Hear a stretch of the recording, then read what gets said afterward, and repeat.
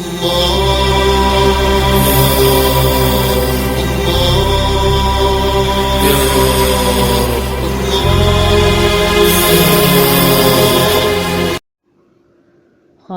ہے ابھی جام میں کچھ سوچ رہا ہوں، اے گردش ایام میں کچھ سوچ رہا ہوں کہ وہ شخص میں بھی تو ہو سکتی ہوں، وہ شخص تم بھی تو ہو سکتے ہو، کہ وہ شخص ہم بھی تو ہو سکتے ہیں۔ کون سا شخص؟ وہ شخص۔ کیا تو نے اس شخص کو نہیں دیکھا جس نے ابراہیم سے اس کے رب کی بابت جھگڑا کیا، اس لیے کہ اللہ نے اسے سلطنت دی تھی؟ جب ابراہیم نے کہا کہ میرا رب وہ ہے جو زندہ کرتا ہے اور مارتا ہے، اس نے کہا میں بھی زندہ کرتا ہوں اور مارتا ہوں۔ کہا ابراہیم نے بے شک اللہ سورج مشرق سے لاتا ہے، تو اسے مغرب سے لے آ۔ تب وہ کافر حیران رہ گیا، اور اللہ ظالموں کو سیدھی راہ نہیں دکھاتا۔ کیا تم نے اس شخص کے حال پہ، عقل پہ غور نہیں کیا جسے اللہ نے حکومت دی، اس کے جسم پہ، اس کے اعضاء پہ، اس کی سوچ پہ اور عمل پہ؟ وہ جو حجت، بحث، جھگڑا، انکار کر رہا ہے، وہ بحث کر رہا ہے اللہ کے معاملے میں، وہ جسے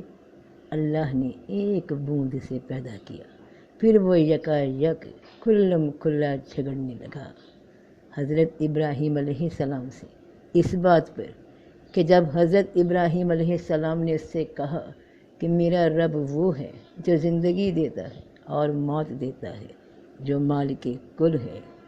تو وہ اللہ کا انکاری بولا کہ میں بھی زندگی دے سکتا ہوں، موت دے سکتا ہوں، کیونکہ وہ سمجھتا تھا کہ میری حکومت ہے، میرا اختیار ہے، میں مالک ہوں اس ملک کا، اس علاقے کا، تو جس کو بھی چاہوں زندہ رہنے دوں اور جس کو بھی چاہے موت دے دوں، اس کا جینا تنگ کر دوں۔ ایسا وہ اس لیے سوچ رہا تھا کہ جسموں پہ اس کی حکومت ہے، دنیا کے معاشرتی، معاشی، اقتصادی و مالی انتظامات میرے ہاتھ میں ہیں، تو میں ہی ان سب لوگوں کا خدا ہوں۔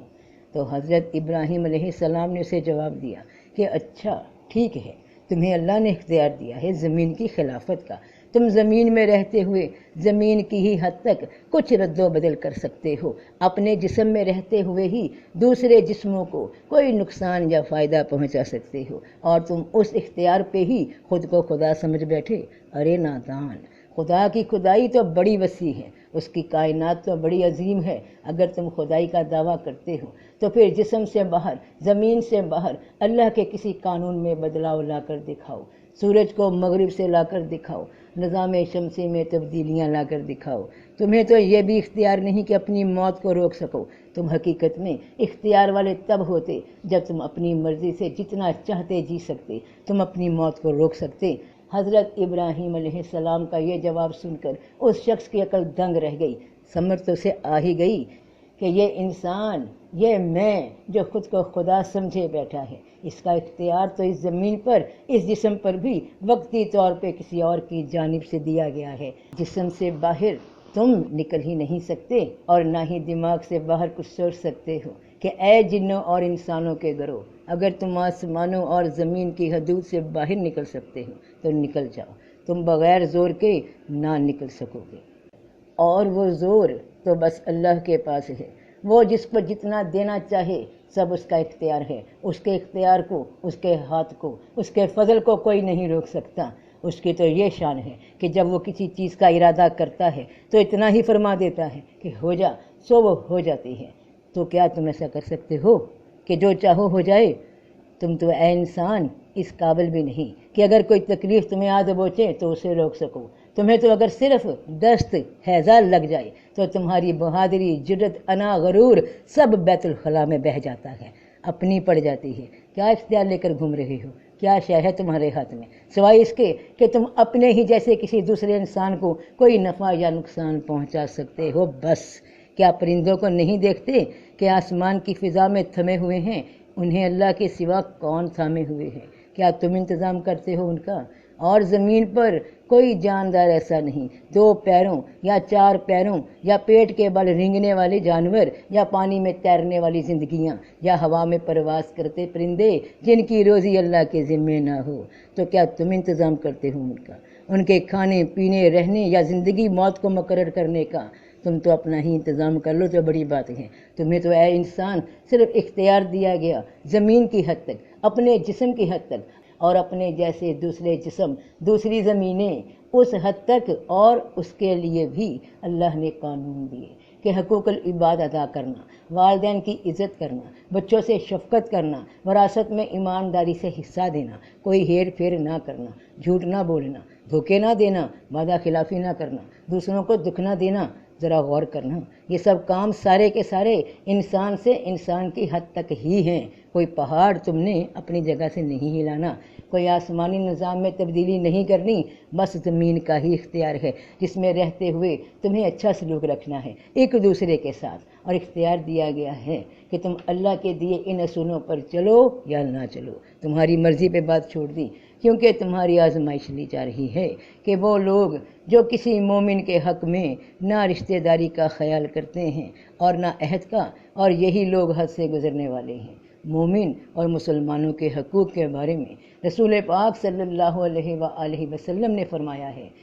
مسلمان کا بھائی ہے، اس پر نہ ظلم کرتا ہے، نہ اسے بے یار و مددگار چھوڑتا ہے، اور نہ اسے حقیر جانتا ہے۔ پھر آپ صلی اللہ علیہ وسلم نے اپنے قلب مبارک کی طرف اشارہ کرتے ہوئے 3 بار یہ الفاظ فرمائے، تقویٰ کی جگہ یہ ہے۔ کسی شخص کے برا ہونے کے لیے یہی کافی ہے کہ وہ اپنے مسلمان بھائی کو حقیر جانے۔ ہر مسلمان پر دوسرے مسلمان کا خون، مال اور عزت حرام ہے۔ اور قرآن پاک میں بھی رب کریم نے فرمایا کہ بے شک مسلمان آپس میں بھائی بھائی ہیں، تو تمہیں تمہارے دیے ہوئے اختیار میں ہی جانچا جا رہا ہے کہ تم کرتے کیا ہو، اور پھر جو بھی نتیجہ اس آزمائش کے نتیجے میں ملے گا وہ تمہارے اپنے ہی ہاتھوں کی کمائی ہوگی، تمہارے اسی دیے ہوئے اختیار کو اچھا یا برا استعمال کرنے کا نتیجہ ہوگا۔ ورنہ نہ سورج کی مجال ہے کہ چاند کو جا پکڑے، اور نہ رات ہی دن سے پہلے آ سکتی ہے، اور ہر ایک آسمان میں تیرتا پھرتا ہے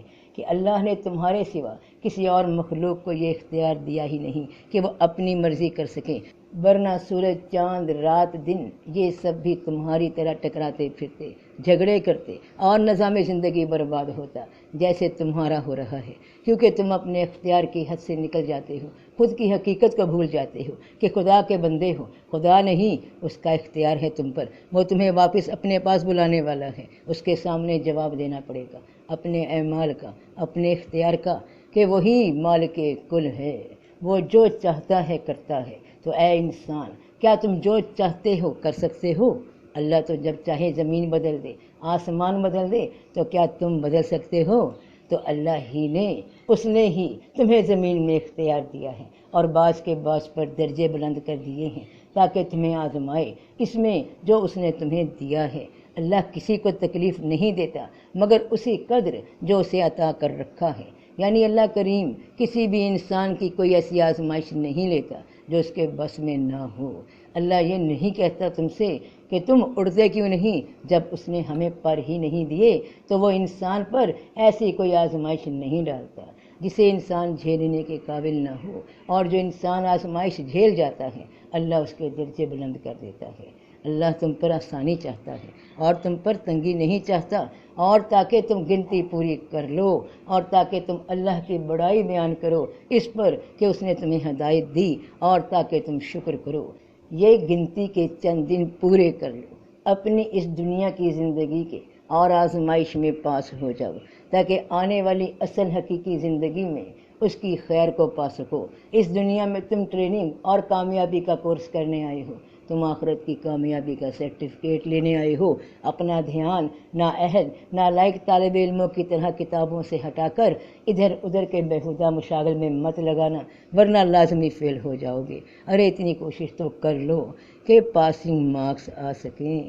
اے ایمان والو، تمہیں کیا ہوا جب تمہیں کہا جاتا ہے کہ اللہ کی راہ میں کوچ کرو تو زمین پر گرے جاتے ہو؟ کیا تم آخرت کو چھوڑ کر دنیا کی زندگی پر خوش ہو گئے؟ دنیا کی زندگی کا فائدہ تو آخرت کے مقابلے میں بہت ہی کم ہے، اور اللہ انہیں ہدایت نہیں کرتا اس قوم کو جو ظالم ہے، جو علم آ جانے کے بعد بھی اس علم پر عمل نہ کرے، حقیقت کو اس کی جگہ سے ہٹائے، اپنی من مرضی کرنا چاہے، تو ایسے کی پھر ہدایت اللہ نہیں کرتا، اس کو اس کے حال پر چھوڑ دیتا ہے کہ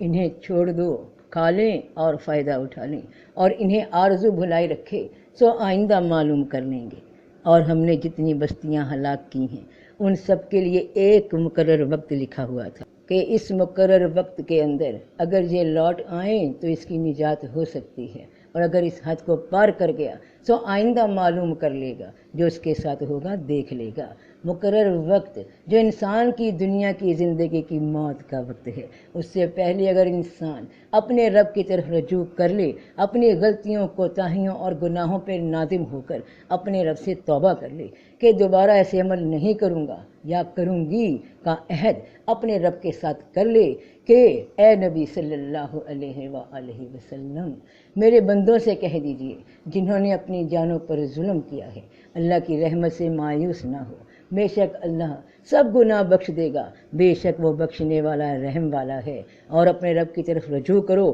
اور اس کا حکم مانو اس سے پہلے کہ تم پر عذاب آئے، پھر تمہیں مدد بھی نہ مل سکے گی۔ تو کیا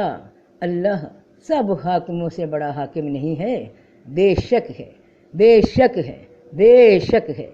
اللہ اکبر، اللہ اکبر، اللہ اکبر، اللہ ہو تو ہی تو، اللہ ہو تو ہی تو سب کا بھلا، سب کی خیر۔ جیتے رہو بہن بھائیوں، بیٹے بیٹیوں، فی امان اللہ۔